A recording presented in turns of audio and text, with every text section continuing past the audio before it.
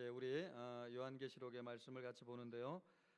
서두를 통해서 은혜와 평강이 누구에게서 오는가에 대해서 요한이 말씀하고 있는 바를 같이 나누고 있습니다. 하나님을 통해서 오고요, 또 성령을 통해서 오고 예수 그리스도를 통해서 은혜와 평강이 온다고 하는 것을 같이 나누고 있습니다. 하나님은 늘 계신, 항상 계신 분이라고 하는 것, 그리고 그 앞에 일곱 영으로 계신 분이 계신데 바로 그분이 성령이라고 하는 것을 우리가 지난 시간에 같이 나누었습니다.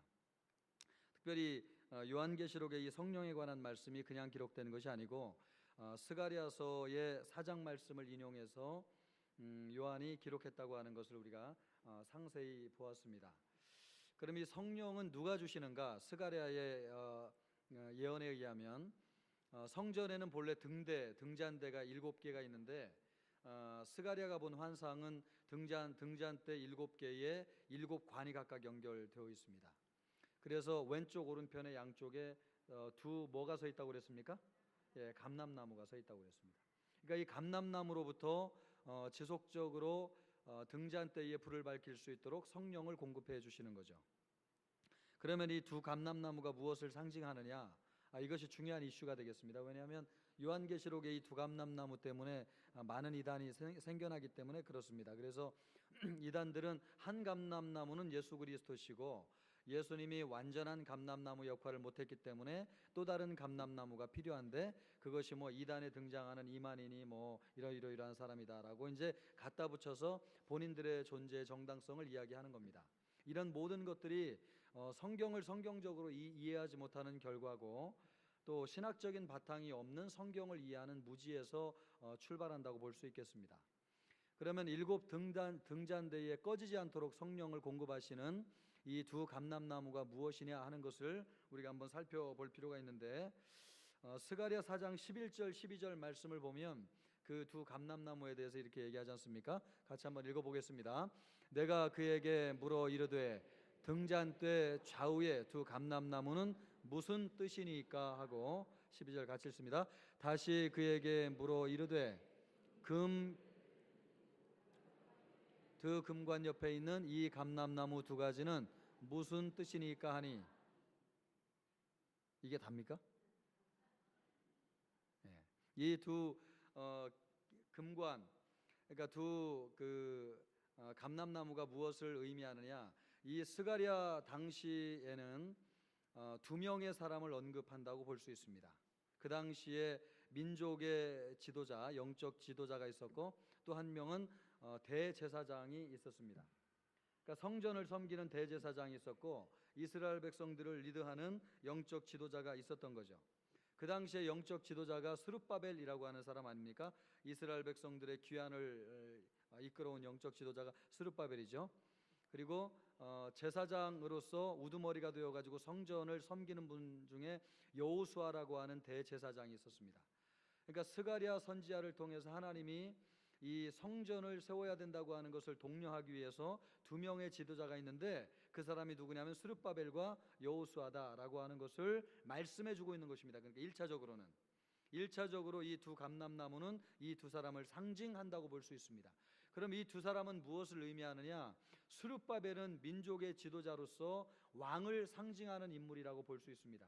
실제로 우리 주 예수 그리스도께서 누구의 혈통을 통해서 오느냐? 스룹바벨의 혈통을 통해서 오는 것을 알 수 있습니다. 여러분, 성경 마태복음의 예수님의 족보를 자세히 살펴보시면 예수님의 조상 가운데 누가 나오냐면 스룹바벨이 나와요. 스룹바벨. 우리 한번 찾아보시죠. 마태복음 1장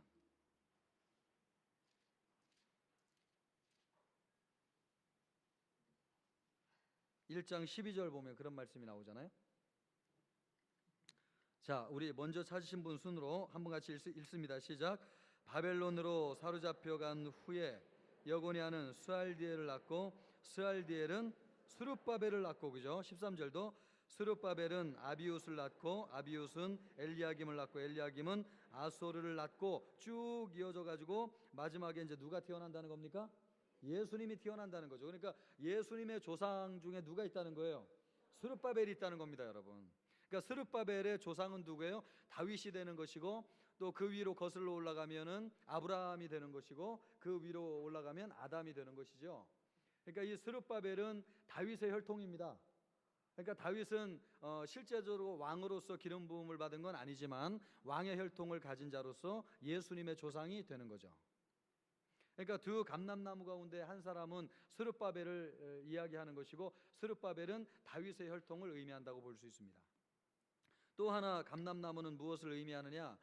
대제사장으로서 성전을 섬기는 여호수아, 그 당시에 여호수아라고 이야기할 수 있겠습니다. 실제로 여러분, 우리가 그 기름 부음 받은 자라고 하면 왕, 제사장, 선지자를 이야기하지 않습니까? 그런데 주로 기름을 부음을 받는 주된 의식을 정기적으로 행한 두 직분이 뭐냐면 왕과 대제사장입니다. 그러니까 제사장은 혈족을 따라서 혈통에 의해서 제사장으로 임명되는 것이었고, 레위인 중에서 제사장이라고 해서 전부 다 대제사장이 되는 것이 아닙니다.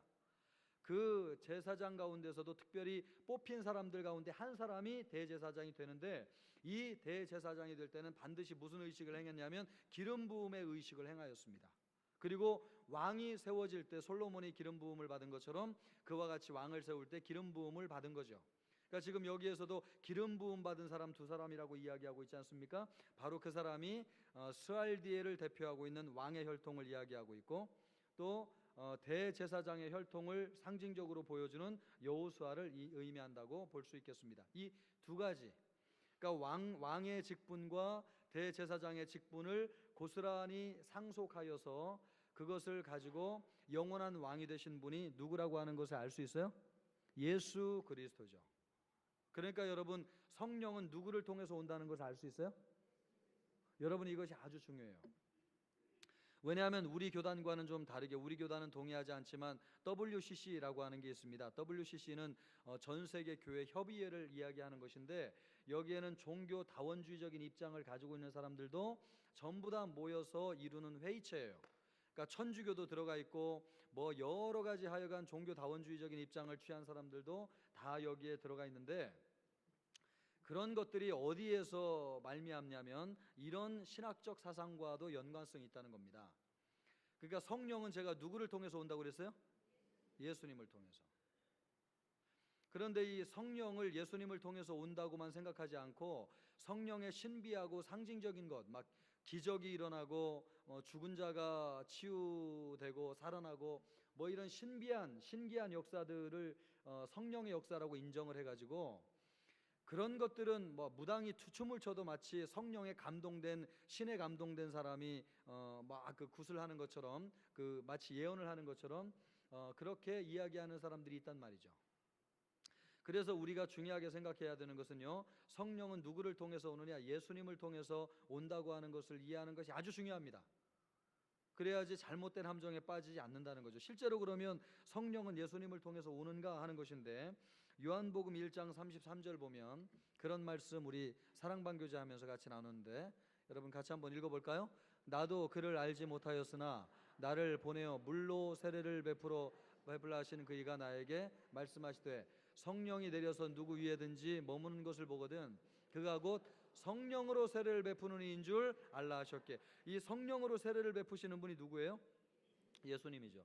그러니까 성령은 누구를 통해서 오신다는 걸 알 수 있어요? 예수님을 통해서 오세요. 그러니까 교회 밖에는 여러분 성령의 역사가 있을 수 있어요? 없어요? 없어요. 하나님이 보내주시고 예수님을 통하지 않으면 성령의 역사가 있을 수 있어요? 없어요? 없어요. 설령 예수님을 믿지 않는데 막 무당이 구술해가지고 병고침을 받았어요. 누가? 그 성령의 역사예요? 아니에요? 아니에요. 누가 막 예언을 해요.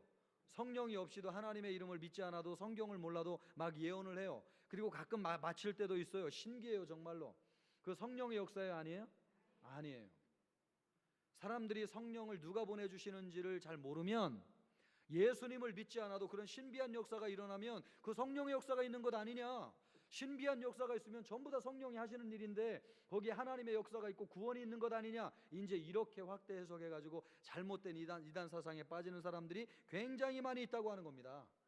이런 성령은 보편적이시고 성령은 어디에나 계시고 성령은 일곱 영으로서 완전히 충만하게 세상을 가득하게 하나님의 뜻을 이루어 가시는 분이 분명하시지만, 이 성령은 누구를 통해서 역사하시느냐? 예수 그리스도를 통해서, 예수의 이름을 통해서만 역사하시는 줄로 믿습니다. 이것을 믿을 때 우리가 성령에 대한 잘못된 이해 때문에 함정에 빠지지 않게 된다는 것입니다. 그리고 또 여러분, 성령이 누구를 통해서 오느냐를 성경이 명확하게 얘기하고 있지 않습니까? 사도행전 2장 33절 보면 이렇게 기록되어져 있습니다. 같이 한번 읽어봅니다. 시작. 하나님이 오른손으로 예수를 높이심에 그가 약속하신 성령을 아버지께 받아서 너희가 보고 듣는 이것을 부어주셨느니라. 말씀을 잠깐 그대로 보여주시면, 하나님이 오른손으로 예수를 높이심에, 이 높이신다고 하는 게 뭐예요? 죽으신 예수님을 부활시키셨다는 것이죠. 제가 말씀드렸잖아요. 죽은 사람을 살리는 것은 누구의 역사라고요? 하나님의 역사예요. 하나님만이 하시는데, 예수님이 무덤 가운데 있으셨는데 예수님을 죽음 가운데서 부활하게 하신 분이 누구라는 겁니까? 하나님이시라는 겁니다. 하나님이 예수님을 부활시키심에 예수님께서 성령을 약속하셨어요, 안 하셨어요? 하셨죠. 너희가 몇 날이 되지 않아서 성령을 받을 것이니까 예루살렘을 떠나지 말고 있으라고 주님이 말씀하셨잖아요. 그 예수님이 약속하신 성령을 누구에게서 예수님이 받으셨다는 거예요? 하나님에게서 받았다고 그랬어요. 그래서 지난주에 우리 그 일곱 영이 어디에 있냐면 하나님 보좌 앞에 일곱 영이 대기하고 서 있다고 말씀을 했잖아요. 하나님이 성령을 담지하신 분입니다. 성령은 하나님에 계신 하나님의 영이에요. 성령은 그러므로 누구에게서 나오느냐? 하나님으로부터 나오는 것이고 하나님이 나누어 주시는 분이세요. 그러니까 하나님의 영이에요, 성령은. 그런데 이 성령을 우리에게 받아서 주시는 분은 누구라고요? 예수님이세요. 그러니까 성령은 반드시 예수님을 통해서만 우리에게 오세요. 그러니까 우리가 예수님의 이름으로 기도해야 되고 복음을 믿어야 되고 예수님의 이름으로 구하게 될 때에 성령이 우리에게 충만하게 임하게 되는 것이지, 예수님의 이름으로 구하지 않았는데 내가 신비한 체험을 한다? 그러면 좀 의심해 봐야 돼요. 이게 영 분별이 필요해요. 성령이 아닐 수 있어요. 여러분 막 방언하다가 귀신의 방언도 받을 수 있지 않습니까? 마찬가지로 성령, 참령은 예수님으로부터 오는 것이기 때문에 그렇습니다. 그러므로 성경은 성령이 누구에게서 오느냐를 분명하게 말씀하시는데, 하나님에게서 예수님이 받아서 예수님이 우리에게 성령을 나누어 주신다고 말씀하고 있습니다. 그러므로 성령은 예수님에게서 오는 것입니다. 그래서 여기에서 보면 이 두 감람나무가 누구를 의미한다는 것을 명확하게 알 수 있어요? 예수 그리스도예요, 여러분. 예수 그리스도가 성령을 우리에게 나눠주시는 분이시고 끊임없이 성령을 공급해 주시는 분이세요. 그러니까 예수님과의 관계가 단절되면 성령의 역사가 중단돼요. 그래서 우리는 예배를 통해서 성령 충만을 받기 위해서는 누구를 높여야 되느냐? 예수님을 높여야 되고 예수님의 이름을 찬양해야 돼요. 그래야지 성령이 우리 안에 기쁨으로 역사하시고 충만하게 역사하신다고 하는 것입니다. 그래서 요한계시록에 이 성령을 일곱 영이라고 말씀하고 있는 것입니다. 그래서 우리가 요한계시록을 읽을 때는 반드시 일곱 영이라고 나오면은 그 일곱 영은 뭘로 이해해야 된다고요? 성령으로 이해하세요. 근데 왜 일곱 영으로 말씀하냐? 일곱은 완전수기 때문에 성령은 어디나 충만하게 임재하셔서 하나님의 영광을 온전히 드러내는 일에 집중하신다는 뜻을 가지고 있다고 하는 것입니다. 그래서 일곱 영이 무엇을 의미하는지 요한계시록에 여러 번 나오는데요. 요한계시록 4장 5절에 보면 이렇게 나옵니다. 같이 한번 읽어볼까요? 시작. 보좌로부터 번개와 음성과 우레소리가 나고 보좌 앞에 켠 등불 일곱이 있으니 이는 하나님의 일곱 영이라. 여러분, 일곱 영이 성령이라는 거죠. 또 요한계시록 5장 6절에도 있습니다. 요한계시록 6장 5절에도 이게 잘 보시면 예수님과 관계된 말씀인데 일곱 영에 대해서 이야기한단 말이죠. 또 읽어볼까요? 내가 또 보니 보좌와 내 생물과 장로들 사이에 한 어린 양이 서 있는데 일찍이 죽임을 당한 것 같더라. 이 어린 양이 누구를 얘기하는 거예요? 예수님을 이야기하는 거죠. 예수님에게 계속 읽습니다. 그에게 일곱 뿔과 일곱 눈이 있으니 이 눈들은 온 땅에 보내심을 받은 하나님의 일곱 영이더라. 여러분, 예수님도 이 일곱 영을 보내신단 말이죠. 그러니까 여기에서 우리가 어떤 교리를 확인할 수 있습니까? 삼위일체 교리를 확인하는 겁니다. 예수 그리스도 또 하나님 성령은 한 하나님이신 줄로 믿습니다. 그 삼위일체죠. 삼위일체. 세 분이시지만 한 분이시고 한 분이지만 세 분이신 줄로 믿습니다. 그래서 이 성령은 하나님에게서 나오지만 예수님이 우리에게 주신다고 하는 것입니다. 그래서 이 성령을 통해서 요한계시록에서 요한이 우리에게 말씀하고 있는 것은 지난주에도 말씀드렸지만 고난과 핍박의 현실 가운데 살고 있는 것 같아도, 하나님이 우리의 형편과 처지를 전혀 모르시는 것 같아도 하나님께서 다 아신다는 것입니다. 그러니까 우리의 억울함과 또 우리의 그 말할 수 없는 고통, 남에게 이야기할 수 없는 내 내면의 나만의 그 아픔들 있잖아요. 사람들이 이런 것들을 우리가 굳이 이야기하지 않아도 하나님께서 그 마음을 아신다는 거죠. 그래서 요한계시록의 성도들 낙심하지 말라는 겁니다. 좌절하지 말라는 거예요. 일이 늘 잘 되지 않아도 그것 때문에 기죽지 말라는 것입니다. 왜요? 하나님이 다 하시고 종국에는 하나님의 뜻대로 그분의 역사를 이루어 갈 것이기 때문에 그렇습니다. 자, 그러면 성령은 이제 성령에 대해서 우리 같이 나눴습니다. 은혜와 평강이 누구에게서 온다고요? 제일 먼저 누구에게서 온다고 그랬어요? 하나님에게서 오는 거죠. 로마 황제에게서 오는 것이 아니고, 물질로부터 오는 것 아니고, 세상 권세에서 오는 것 아니고, 우리의 세상 자리에서 오는 것 아니고 하나님께서 오는 거죠. 또 누구에게서 온다고요? 성령으로부터 오는 거죠. 성령이 우리에게 평안을 주시는 거죠. 그래서 두려워하지 말라고 말씀하지 않습니까? 그리고 이제 세 번째로 누구에게서 온다고 요한계시록이 말씀하실 것 같아요. 그렇습니다. 예수님에게서 성령이 오시는데, 성령이 오는 게 아니고 은혜와 평강이 오는데, 이 예수님은 어떤 분인지에 대해서 지금 말씀해주고 있다고 하는 것입니다. 우리 요한계시록 1장 5절 한번 보시죠. 요한계시록, 자, 같이 읽습니다. 시작. 또 충성된 증인으로 죽은 자들 가운데서 먼저 나시고 땅의 임금들의 머리가 되신 예수 그리스도로 말미암아 은혜와 평강이 너희에게 있기를 원하노라. 우리를 사랑하사 그의 피로 우리 죄에서 우리를 해방하시고. 자, 여러분, 여기 지금 예수님에 관한 말씀인데, 예수님에 대해서 지금 세 가지 의미로 예수님을 말씀하고 있습니다. 제일 먼저 예수님 어떤 분이라고요? 충성된 증인이라고 말씀하고 있고, 두 번째는요, 죽은 자들 가운데서 먼저 나신 분이라고 말씀하고 있죠. 세 번째는요, 땅의 임금들의 머리가 되시는 분, 그분이 누구시라고요? 예수 그리스도라고 말씀하고 있습니다. 그러면 예수님은 첫 번째로 어떤 분이냐? 충성된 증인이라는 겁니다. 충성된 증인. 여러분, 충성된 증인. 제가 우리 요즘 새벽기도 이사야서 말씀 가지고 하지 않습니까? 이사야서 말씀을 읽을 때마다 깜짝깜짝 놀라는데, 요한계시록의 이사야에서 예언된 말씀들이 얼마나 많이 요한계시록에 인용되었는지 말씀을 읽고 준비할 때마다 깜짝깜짝 놀라요. 여기에서 지금 증인이라고 하는 이 말씀이 어디에서 유래했느냐? 이사야서 말씀에서 유래했다고 하는 사실이에요. 여러분, 성경을 잘 보시면 이사야 43장 한번 보시죠. 이사야 43장 10절로 교독하는데 제가 10절 먼저 읽습니다. 13절까지. 나 여호와가 말하노라. 너희는 나의 뭐라고요? 증인이라. 증인이죠. 구약 성경에 증인이라고 하는 말이 나온다는 거예요. 우리가 늘 성경 읽으면서 본 것 같지만 이렇게 보니까 너무너무 새로운 거죠. 또 요한계시록을 통해서 이 말씀을 보니까 너무너무 새로운 겁니다. 이사야가 이미 구약 성경에서 너희는 나의 증인이라고 지금 말씀하고 있고요, 나의 종으로 택함을 입었나니 이는 너희가 나를 알고 믿음에 내가 그인 줄 깨닫게 하려 함이니라. 나의 전에 지음을 받은 신이 없었느니라. 나의 후에도 없으리라. 11절 읽습니다. 시작. 나 곧 나는 여호와라.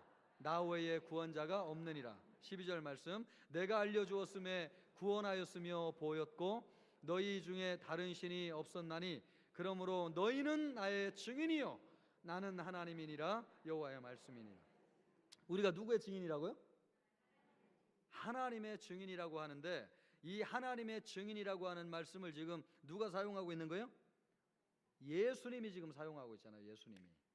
예수 그리스도가 누구냐라고 하는 것을 요한계시록에서 소개할 때에 충성된 증인이시요, 그냥 증인이 아니고 충성된 증인이신데, 이 충성된 증인이라고 하는 것은 예수님은 오직 누구만을 증거했다고요?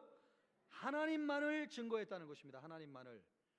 그래서 예수님은 그런 말씀하셨잖아요. 나는 내 말을 하지 않는다. 나는 아버지에 관한 말씀만 한다라고 요한복음에 여러 차례 말씀을 하셨는데, 예수님이 어떤 증인이냐, 무엇을 증거하시는 분이시냐, 하늘 아버지 하나님에 대해서 우리에게 알려주시는 증인이신데 그분이 예수님이라고 하는 것입니다. 그러므로 하늘 아버지에 대한 유일한 지식은 누구를 통해서 우리에게 오는 것입니까? 예수님을 통해서 오는 겁니다. 말씀, 우리 아니 목사님 성경을 통해서 알 수 있지 않습니까? 이렇게 이야기하지만 성경은 또 다른 누구를 얘기하는 거예요? 태초에 말씀이 계시니라. 이 말씀은 곧 하나님이시니 그 하나님이 누구라고 얘기해요? 예수님이라고 말씀하지 않습니까? 그러니까 예수님은 창세기부터 말라기까지에도 예수님을 누구로 이야기하냐면 말씀으로 이야기하는 것을 볼 수 있습니다. 로고스.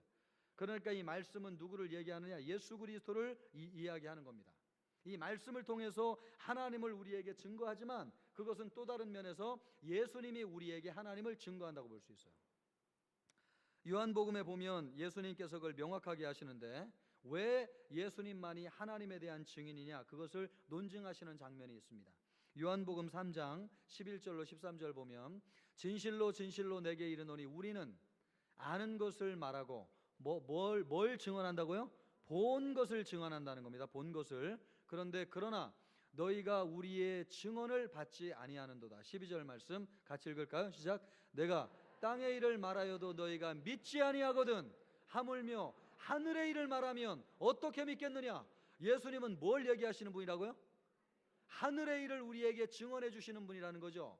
13절 말씀도 같이요. 시작. 하늘에서 내려온 자 곧 인자 외에는 하늘에 올라간 자가 없느니라. 아멘입니까? 하늘에 올라가신 분이 예수님 외에 있어요, 없어요? 없어요. 있어요? 없어요. 그러니까 하늘의 일은 누구만 우리에게 얘기해 줄 수 있어요? 예수님만. 이것이 아주 중요해요. 아주. 그래 예수님 그 얘기 하잖아요. 나는 본 것을 이야기하느니라. 근데 무엇을 보았다는 거예요? 하늘에서 하나님의 일을 보았다는 것입니다. 그러니까 예수님이 증언하는 것은 크게 두 가지로 나눌 수 있는데, 하나는 이 이사야서 말씀처럼 하나님이 한 분이시라고 하는 것을 증언하신다는 뜻이에요. 그리고 또 하나는 뭘 얘기하느냐? 하늘의 일을 우리에게 증언해 주신다는 겁니다. 무슨 일을요? 하늘의 일을. 여러분, 그러면 하늘의 일은 뭘까요? 오늘은 제가 혼자 하는 게 심심해서 질문을 많이 하도록 하겠습니다. 하늘의 일이 뭘까요, 여러분? 하늘의 일이라고 하는 것이 하늘에서 어전회의가 열렸습니다. 여러분, 욥기 보면 그 하나님의 어전회의하는 장면이 나오잖아요. 그런데 거기에 제가 이렇게 표현해서 너무 죄송합니다. 살짝 꼽사리를 낀 사람 있어요. 누구예요? 사단이 이렇게, 그죠? 어전회의를 동참하고. 근데 하나님께서 너 지상에서 내가 정말 신이 많은 내 종을 보았느냐? 그 종이 누구예요? 욥이잖아요. 보았습니다. 하나님, 그 사람도 하나님께 은혜를 받으니까 그렇게 하나님 앞에 충성하는 것이지, 하나님이 은혜를 거두어 가시면 이 받을 이익이 없으면 하나님께 충성하겠습니까? 그랬더니 하나님께서 그 어전회의에서 생명은 해야지 말되 그를 시험할 것을 사단에게 일정 부분 허락하지 않습니까? 그래서 이제 욥의 고난이 시작되는 거죠. 그런 결정이 어디에서 이루어진다는 거예요? 하늘에 있는 어전회의에서 이루어진다는 겁니다. 이 하늘에 하나님과 예수님과 성령님께서 어전회의 삼위일체 하나님만 참석하세요.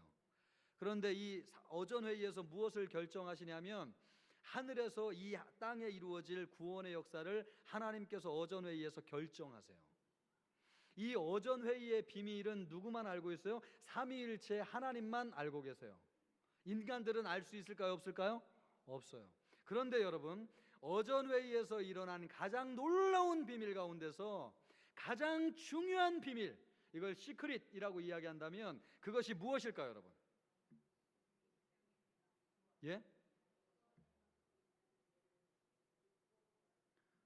예, 유정숙 권사님 밥을 사드리도록 하겠습니다.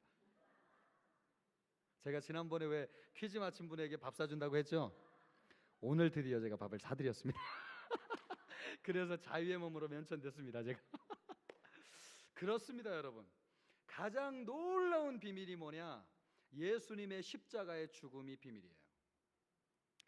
이것은 하나님만 아시고 예수님만 아시고 성령님만 아시고 성경을 통해서 우리에게 계시되고 오픈되었기 때문에 우리가 아는 거지, 그 전에 어떤 사람도 이 놀라운 구원의 비밀을 아는 사람이 아무도 없었어요. 그래서 유대인들도 여러분 예수님을 죽으면 예수님의 역사가 끝날 것이라고 생각을 한 거죠. 그래서 예수님을 죽이려고 혈안이 된 겁니다. 만약에 예수님의 죽음이 구원의 놀라운 비밀이라고 한다면 유대인들이나 사단이 예수님을 죽이려고 했겠어요? 안 했겠어요? 안 했죠. 예수님을 죽이는 것이 구원의 놀라운 비밀을 가지고 있다고 한다면 예수님을 죽이려고 시도하지 않았을 거예요. 그런데 왜 예수님을 죽이려고 했던 거예요? 그 죽음의 비밀이 무엇인지를 몰랐기 때문에 그렇습니다. 이 놀라운 죽음에 관한 비밀이 어디에서 결정됐느냐? 구원의 이 방식을 어떻게 누가 어전회의에서 삼위일체 하나님께서 결정하셨다고 하는 사실이에요. 그래서 유대인들이 예수님을 죽이기로 그렇게 혈안이 되었던 것입니다. 왜요? 이 죽음에 관한 비밀을 알 수 없었기 때문에. 실제로 그러냐? 여러분 마태복음 26장 1절부터 5절 보면 예수님을 죽이려고 혈안되었던 유대인들의 모습을 볼 수 있는데, 제가 교독합니다. 1절 먼저 읽습니다. 진실로 진실로 내게 이르노니 우리는 아는 것을 말하고 본 것, 이거 아닌 것 같지 않습니까? 예. 우리 한번 찾아보세요, 여러분. 마태복음 26장 1절로부터 5절.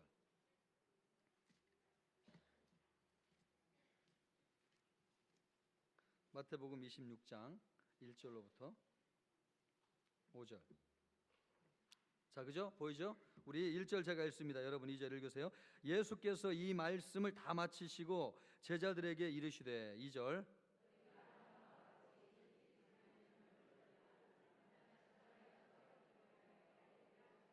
그렇습니다. 예수님이 이제 십자가에 못 박히기 직전이신데, 예수님이 이틀이 지나면 유월절인데 그날 십자가에 못 박힐 것을 예수님이 미리 말씀하셨어요. 이것은 여러분 영적인 의미고 구원이 이런 방식으로 이루어질 것을 제자들에게 먼저 말씀하신 건데요. 그러나 유대인들은 이런 영적 비밀, 예수님이 유월절에 어린 양이라고 하는 것을 전혀 몰랐습니다. 그래서 죽이기로 혈안이 됐는데 3절 말씀을 보면 그렇게 되어 있지 않습니까? 같이 한번 읽어볼까요? 그때 시작. 그때에 제사장들과 백성의 장로들이 가야바라 하는 대제사장의 관정에 모여 4절 말씀, 예수를 흉계로 잡아 죽이려고 의논하되, 5절 말씀하기를 밀란이 날까 하노니 명절에는 하지 말자 하더라. 유대인들이 예수님을 죽이려고 혈안이 되었죠. 왜요? 예수님의 죽음에 관한 놀라운 비밀을 알지 못했기 때문에 그렇습니다. 예수님이 유월절 어린 양이 되어서 예수님의 십자가 보혈의 피로 우리를 구원한다고 하는 어전회의에서 결정된 하나님의 놀라운 구원의 비밀, 이것을 통해서 하나님의 나라가 이 땅에 이루어진다고 하는 놀라운 사실을 사단도 몰랐고 유대인들도 전혀 몰랐습니다. 여러분, 유대인들이 어떤 사람들이에요? 성경에 박식한 사람들이잖아요. 구약 성경 율법에 대해서 얼마나 철저하게 아는 사람들이에요. 그러나 여러분, 영적으로 눈이 가려워지면 이 성경을 아무리 보아도 예수님을 통해서, 그 유월절 어린 양을 통해서 구원이 이루어진다고 하는 것을 전혀 알 수 없는 것이죠. 왜요? 이것이 영적인 비밀이기 때문에 그렇습니다. 오늘날도 예수님을 믿지 않는 사람들은 이 비밀을 우리가 아무리 이야기해도 깨달을까요? 못 깨달을까요? 못 깨달아요. 절대 못 깨달아요. 그리고 여러분, 사단도 여전히 이 비밀에 대해서 알고 있을까요? 모를까요? 예, 몰라요. 눈이 가려워져서. 그래서 예수 믿는 사람을 핍박하는 것이고 순교하려고 혈안이고, 예수 믿는 사람들을 죽이면 하나님의 나라가 끝날 것이라고 생각하고 예수 믿는 사람들을 핍박을 하는 것입니다. 그러나 예수 믿는 사람들은 죽을 때에 그 순교의 피를 통해서 하나님의 놀라운 역사가 일어나게 되지 않습니까? 이런 영적인 비밀을 사단이 모르는 것이고 예수 믿지 않는 사람들이 모르는 거예요. 그러므로 우리가 핍박받는 건 당연해요? 당연하지 않아요? 당연해요. 이와 같은 방식은 영적인 비밀이기 때문에 그렇습니다. 고난을 통해서 영광이 드러나는 것이고요, 죽음을 통해서 부활이 나타나는 것입니다. 그것이 영적인 놀라운 비밀이에요. 우리 기독교인들이 희생하고 헌신하게 될 때에 하나님의 영광이 드러나게 되고 영혼을 구원하게 되는 것이지, 그런 과정 없이 영혼을 구원하는 것은 있을 수 없는 것입니다. 우리 복음 전하기가 왜 이렇게 어려운 거예요? 그냥 수월하게 다 예수 믿고 교회 들어가서 정말 천국 가면 너무나 좋을 텐데, 한 영혼 구원하기가 하늘의 별 따기보다 쉬워요? 어려워요? 어려운 것 같아요. 왜 어려운 겁니까? 우리의 희생이 들어가지 않고, 눈물이 들어가지 않고, 피가 들어가지 않고, 무릎이 들어가지 않으면 영혼이 구원받기가 정말 어려워요, 여러분. 그것이 영적인 비밀이기 때문에 그렇습니다.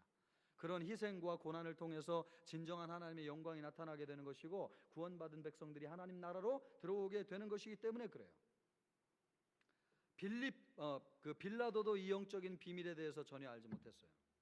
요한복음 19장 10절 11절 보면 빌라도가 예수님에게 이런 걸 묻잖아요. 같이 한번 읽어볼까요? 10절 시작. 빌라도가 이르되 내게 말하지 아니하느냐? 내가 너를 놓을 권한도 있고 십자가에 못 박을 권한도 있는 줄 알지 못하느냐? 여러분, 빌라도는 말입니다, 얼마나 본인의 권한이 대단한 줄 알아가지고 예수님을 자기가 죽이는 줄 알았어요. 내가 너를 죽이면 너가 하려고 하는 모든 일들이 이 땅에서 끝장나지 않느냐? 너 내 앞에 무릎을 꿇고 내가 묻는 말에 대해서 진실을 얘기해라. 지금 빌라도가 예수님에 대해서 지금 그렇게 억압하고 있는데 빌라도의 머릿속에도 뭐가 들어있는 거예요? 이 사람이 죽으면 끝난다고 생각하는 거죠. 근데 11절 말씀, 예수님이 뭐라고 말씀하시는지요? 시작. 예수께서 대답하시되 위에서 주지 아니하셨더라면 나를 해할 권한이 없었으리니 그러므로 나를 내게 저는 더 크다 하시니라. 사람은 이용당할 뿐이에요. 그러나 이 놀라운 구원의 계획은 누가 결정하신 거라고요? 위에서 주지 아니하셨더라면. 위에 계신 분이 누구예요? 하나님이 허락하는 겁니다. 그 허락을 통해서 예수님이 십자가에 못 박히심으로 말미암아 그 보혈의 피로 우리를 구원하시는 오전의 이 하나님의 놀라운 계획이 예수님을 통해서 성사되어야 되기 때문에 그렇습니다.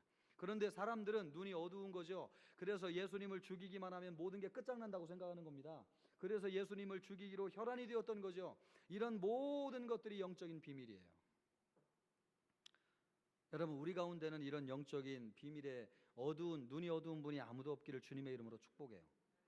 성도들이 오늘날 교회 나와도 잠들어요. 영적으로. 육신적으로 주무신다는 뜻이 아니고요, 영적으로 이 놀라운 비밀이 얼마나 놀라운 비밀인지를 모르고 신앙생활을 하는 게 너무나 안타깝다는 거죠, 여러분. 그러니까 복음을 들어도 늘 냉랭한 거예요. 늘 아는 얘긴데요. 우리 주문처럼 예수님이 십자가에 못 박혀 돌아가시고 그거 믿어야 구원된다는 거 누가 모르나? 이렇게 이야기하는데 이 놀라운 비밀이 우리에게만 허락되온 놀라운 비밀이라고 하는 것을 모르고 신앙생활하는 겁니다. 이것을 알게 하신 분은 누구세요? 하나님이신 거죠. 하나님이 우리에게 이 놀라운 비밀을 알게 하셔서 그 구원이 그 되시는 예수님을 믿게 하셨잖아요. 여러분이 예수님을 믿게 한 것도 우리의 힘으로 된 것 아니고 성령이 감동하셔서 하나님이 허락하신 일인 줄로 믿습니다. 여러분, 이게 아무나 믿을 수 없는 거라니까요. 정말 만약에 이 비밀을 누구나 알 수 있다면 세상에 예수 믿지 않을 사람이 어디 있겠어요? 다 믿지. 그러나 이렇게 많은 사람이 살아도 이거 안 믿잖아요. 왜요? 이 영적인 비밀을 모르는 거예요. 여러분, 이 비밀은 누가 알려주시느냐? 성령이 깨닫게 해주셔야 되는데 이것을 증거할 때에 사람들이 이 영적인 비밀을 알게 된다는 것입니다. 그래서 우리는 누구를 시인해야 되느냐? 늘 예수 그리스도를 시인해야 돼요. 우리 주일날 그 투표 집계하면서 영화를 봤는데 그 영화 가운데서 인상적인 말씀이 마태복음에 나오지 않습니까? 마태복음에 10장 32절 33절 보면 그런 말씀이 있잖아요. 같이 한번 읽어볼까요? 자, 읽습니다. 시작. 누구든지 사람 앞에서 나를 시인하면 나도 하늘에 계신 내 아버지 앞에서 그를 시인할 것이요. 33절. 누구든지 사람 앞에서 나를 부인하면 나도 하늘에 계신 내 아버지 앞에서 그를 부인하리라. 여러분, 예수님을 시인한다고 하는 건 증거한다는 거죠. 우리는 누구의 증인으로 부름을 받았습니까? 예수 그리스도의 증인으로 부름을 받았습니다. 그런데 예수님의 무엇을 증거한다는 뜻이에요? 이 십자가의 놀라운 영적인 비밀을 주님이 우리를 통해서 사람들에게 알려주기를 원해요. 그래서 이 십자가의 놀라운 비밀을 여러분 주변 사람들에게 알려주실 수 있기를 주님의 이름으로 축복합니다. 그래서 예수님이 충성된 증인, 어떤 분이 예수님이 하나님은 유일하신 하나님이시고 또 오전에 의해서 결정된 구원의 방식을 누구를 통해서 우리에게 계시하느냐? 예수님을 통해서 우리에게 계시하세요. 이건 좀 어려운 말인데 그래서 예수님이 계시자고 예수님이 계시된 자예요. 이상하죠, 그죠? 예수님이 계시하시는 분이시고 예수님이 계시된 분이세요. 왜냐하면 이 십자가 오전회의의 비밀은 예수님이 우리에게 알려주시기도 했지만 이 계시는 누구를 통해서 실행되었습니까? 예수님을 통해서 실행되었기 때문에 예수님은 계시하는 분인 동시에 계시된 분이세요. 계시된. 그 예수님을 통해서 우리에게 이런 놀라운 비밀이 알려져. 그래서 예수님은 충성된 증인이다 하는 것을 알 수 있겠습니다. 두 번째로 예수님은 뭐라고 말씀하고 있습니까? 죽은 자 가운데서 먼저 어떻게 되신 분이라고요? 나신 분. 이 나셨다고 하는 것은요, 부활하셨다고 하는 것. 우리 부활의 첫 열매가 되었다는 말씀 성경에 많이 나오잖아요. 고린도전서 15장 20절 보면 그 말씀이 나오는데요. 같이 읽습니다. 시작. 그러나 이제 그리스도께서 죽은 자 가운데서 다시 살아나사 잠자는 자의 뭐가 됐다고요? 첫 열매가 되셨도다. 바로 이 말씀이에요. 죽은 자 가운데서 먼저 나셨다고 하는 것은 죽은 자 가운데서 부활하셨다는, 우리 사도신경 고백할 때 죽은 자 가운데서 부활하시고 이렇게 말씀하잖아요. 그 부활하셨다고 하는 것이 바로 먼저 나셨다라고 하는 뜻입니다. 그래서 우리의 부활의 첫 열매가 되셨어요. 부활의 첫 열매가 되심으로 우리에게 놀라운 효력을 가져다 주셨는데, 그것이 고린도전서 15장 23절 말씀이 되겠습니다. 뭐라고 이야기합니까? 같이 읽을까요? 시작. 그러나 각각 자기 차례대로 되리니 먼저는 첫 열매인 그리스도요. 그 다음은 그가, 계속 말씀을 보여주십시오. 예, 그 다음은 그가 강림하실 때에 그리스도에게 속한 자라. 우리는 누구에게 속했습니까? 예, 그렇습니다. 예수님이 첫 열매가 되셔서 부활하심으로 예수님에 속한 우리 모든 사람들도 다 부활하여 일어나게 되는 줄로 믿습니다. 여러분, 이 소망을 가지시기를 바라요. 요한계시록의 성도들에게 지금 요한이 주고 있는 말씀이잖아요. 염려하지 마라. 죽음을 두려워하지 마라. 우리는 예수님의 부활을 통해서 우리도 부활하게 될 사람들이다 라고 하는 것을 말씀해 주고 있는 겁니다. 그리고 세 번째로 예수님은 어떤 분으로 소개되고 있느냐? 땅의 임금들의 머리가 되신 분이라고 소개하고 있습니다. 땅의 임금들의 뭐가 된다고요? 머리. 임금들의 머리. 그러니까 왕 중에 뭐라고 그래요? 왕 중에 왕. 예, 왕 중에 왕이라는 말 있지 않습니까? 바로 그분이 예수님이세요. 그래서 빌라도가 예수님을 신문할 때에 재미난 얘기를 하는데, 요한복음 18장 37절을 보면 빌라도가 진짜 궁금해가지고 이런 걸 물어요. 같이 읽어볼까요? 빌라도가 이르되 그러면 내가, 뭐라고 물은 거예요? 네가 왕이냐 이렇게 물은 거죠. 그랬더니 예수께서 뭐래요? 같이 읽습니다. 예수께서 대답하시되 내 말과 같이 내가 왕이니라. 내가 이를 위하여 태어났으며 이를 위하여 세상에 왔나니 곧 진리에 대하여 증언하려 함이로라. 무릇 진리에 속한 자는 내 음성을 듣느니라. 내 음성이 누구의 음성이냐면 왕의 음성이죠. 예수님이 여기에서 본인의 정체를 밝히시잖아요. 나는 누구라고요? 왕이니라. 왕이니라. 이 빌라도는 여러분 누구의 신하입니까? 예? 로마 황제의 신하죠. 그럼 이 빌라도는 누구를 대표하는 사람이에요? 로마 황제를 대표하는 거죠. 로마 황제에게 지금 얘기하고 있는 겁니다. 내가 왕 중에 왕이니라. 네 권한도 내가 너에게 임시로 부여하였기 때문에 네가 황제에 있는 것이지 그 권세는 영원한 것이 아니라는 거예요. 누가 주셨다는 거예요? 그걸 예수님, 진정한 왕이신 예수께서 주셨다는 거예요. 여러분, 이게 말이 되는 상황이에요? 빌라도가 지금 한 칼에 예수님을 그냥 이렇게 죽이고 살릴 수 있는 입장에 있는데 우리 예수님께서 얼마나 당당하신 분이에요. 여러분, 그리스도인 이런 당당함이 있으면 좋겠어요. 죽음의 직전 앞에서도 네가 왕이 아니라 내가 왕이다. 그걸 얘기하고 있는 거예요. 여러분, 우리 직장에 다니면서도 가정에서도 세상에서도 우리 늘 주눅 들고 정말 힘든 인생 사는 것 같지만 우리 마음속에 어떤 당당함이 있어야 돼요? 네가 왕이 아니라 내가 왕이다. 내 안에 계신 누가요? 예수님. 옆에 사람에게 얘기해 주세요. 당신이 왕이 아니라 내가 왕입니다. 해보세요 한번. 아니 뭐 이렇게 머뭇거리고, 특별히 제가 보니까 우리 교회 남자 성도님들은 거의 따라하지 않으세요. 우리 남자 성도님들은 거의 따라하지 않으신데 부탁이니까 한 번만 해주시겠습니까? 당신이 왕이 아니라 내가 왕입니다.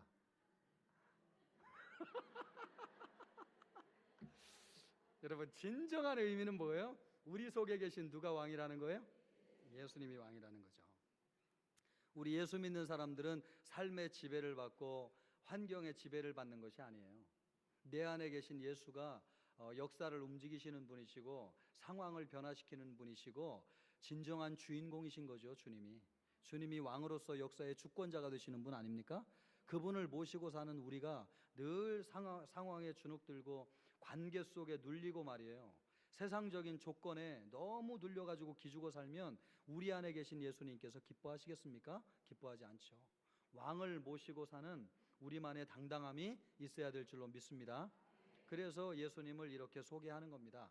예수님은 어떤 분입니까? 충성된 증인이시고, 두 번째로 부활의 첫 열매가 되시는 분이시고, 세 번째는요, 만왕의 왕 중의 왕이세요. 그분을 우리가 모시고 산다. 지금 요한계시록에 등장하는 7교회 성도들에게 이 말씀을 주는 거죠. 너희 안에 계신 예수가 진정한 왕이다. 로마 황제가 너희의 왕이 아니다 라고 하는 것을 지금 이야기해 주는 것입니다. 여러분, 지금까지 우리가 6절까지 말씀을 봤는데 엄청나게 많은 양이라고 하는 것을 느낄 수 있죠. 그러니까 제가 여러분에게 드리고 싶은 말씀은 성경이 그냥 어설프게 기록된 내용이 아니라는 걸 말씀해 주기를 원하는 겁니다. 그러니까 모든 구약 성경을 총망라해 가지고 하나님이 주신 계시를 통해서 요한이 이 성경을 집중하여서 기록하기를 얼마나 정말 성령에 온전히 붙들려 가지고 감동하여 이 성경을 기록하였는지, 여러분, 우리가 성경을 읽는다고 하면서 대충 읽으면 돼요, 안 돼요? 안 돼요, 여러분. 문장 하나에도, 단어 하나에도 하나님이 주신 놀라운 계시의 말씀이 담겨 있다고 하는 믿음을 가지고 성경을 보아야 돼요. 그런 마음으로 성경을 보면 성경이 정말 새롭습니다. 성경에 눈이 열려지는 역사가 있어요. 그리고 이 성경을 통해서 나에게 하나님이 직접 주시는 하나님의 말씀으로 들려지는 놀라운 역사가 있어요. 우리 성도들이 이 요한계시록을 통해서 그와 같은 놀라운 은혜를 경험할 수 있기를 주님의 이름으로 축복합니다. 그러면서 우리 7, 8절 말씀 한번 읽고 마치도록 하겠는데, 한번 읽어볼까요? 요한계시록 1장 7, 8절 말씀. 자, 7절 8절 말씀 읽어봅니다. 시작. 볼지어다 그가 구름 타고 오시리라. 각 사람이 눈을 보겠고 그를 찌른 자들도 볼 것이요 땅에 있는 모든 족속이 그로 말미암아 애곡하리니 그러하리라. 아멘. 여러분, 땅의 모든 족속이 예수님이 구름 타고 오시는 것을 보면서 애통하면서 우는 날이 온다는 거예요. 우리의 이 슬픈 현실이 완전히 역전돼 가지고 우리는 기쁨 충만하게 될 것이고, 믿지 않는 사람들의 애곡하는 날이 반드시 오게 된다는 것을 지금 얘기하고 있는 겁니다. 또 8절 말씀 같이 읽습니다. 시작. 주 하나님이 이르시되 나는 알파와 오메가라. 이제도 있고 전에도 있었고 장차 올 자요 전능하신 자라 하시더라. 제가 시간이 없어 나누진 않지만요, 이 알파와 오메가도 어디에서 온 말씀이냐면 구약성경 이사야에서 나온 말씀입니다. 그거는 한번 보도록 하죠. 이사야 48장 12절 말씀. 이사야 48장 12절 말씀. 자, 읽어봅니다. 시작. 야곱아 내가 부른 이스라엘아 내게 들으라. 나는 그니, 나는 뭐라고요? 처음이요 또 나는 마지막이라. 요한계시록에 나는 처음이요 마지막이라고 하는 말씀 나오죠. 그것이 지금 여기에서 알파와 오메가라고 하는 말씀이지 않습니까? 그 말씀이 이사야서에서 온 말씀이라는 거예요. 그냥 온 것이 아니고. 그러니까 요한계시록을 통해서 이 성경의 모든 예언이 예수님을 통해서 이루어지고 있다라고 하는 것을 말씀해주고 있다고 하는 것입니다. 우리의 은혜와 여러분 평강은 누구를 통해서 오는 겁니까? 세 분이라고 그러죠, 제가. 하나님, 또 성령님, 예수님을 통해서. 여러분, 세상이 우리에게 은혜와 평강 주는 것 아닙니다. 이 예수님, 하나님, 성령님을 통해서 늘 승리하는 우리 모든 성도 되기를 주님의 이름으로 축복합니다. 우리